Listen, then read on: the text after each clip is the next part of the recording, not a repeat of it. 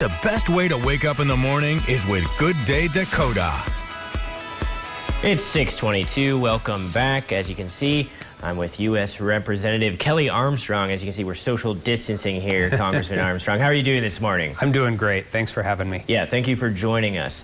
So the first question is, Phase 3 of the CARES Act is the largest relief package in American history. It's meant to give loans to businesses, the healthcare industry, but also low to middle income Americans. So when should folks be expecting to see these checks?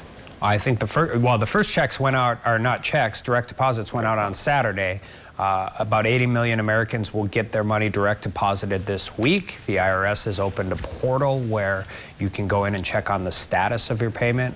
The paper checks will take longer, so I would encourage everybody to go onto that website and do that, because if you sign up, when it's up and running, you sign up, you should be able to get the direct deposits quicker than the checks.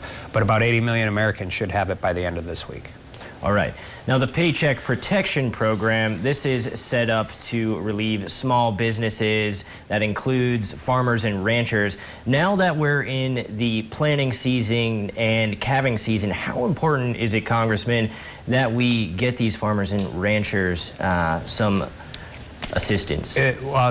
Obviously, it's the #1 industry in North Dakota. It's incredibly important for our supply chain for food all across the country. It's a national security issue, and it's a way of life in North Dakota.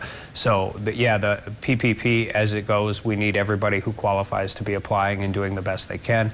In the CARES Act, there was also $14 million for the CCC to replenish, and another $9.5 million specifically for USDA for specialty crops and cattle and livestock producers. So that also is an important part of that. Those programs are being implemented. We continue to be in contact with USDA. We had a call with Sonny Perdue last week. There's other issues too. I mean, we have supply chain issues, we have labor force issues, so we've been working with immigration on H-2A visas, continuing waivers for overweight trucking. I mean, these things don't stop. I mean, the one industry that cannot stop during this is farming and ranching, so we have to continue to work forward and also make sure that whatever's not working in these plans for those particular people gets addressed in Phase 4.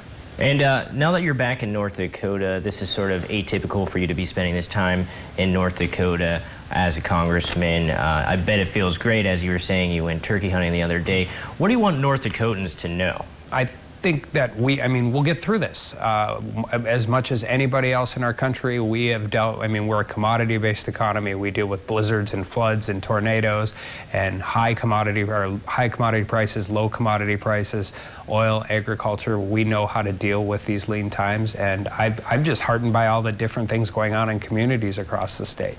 You know, you can go on social media and read all the negative stuff, and trust me, there's plenty, but it's more, just about every community has a Neighbors Helping Neighbors community forum set up. People are doing what they can to help their neighbors out. It's just the North Dakota way, and this too will pass, and we will come out of the other side of this.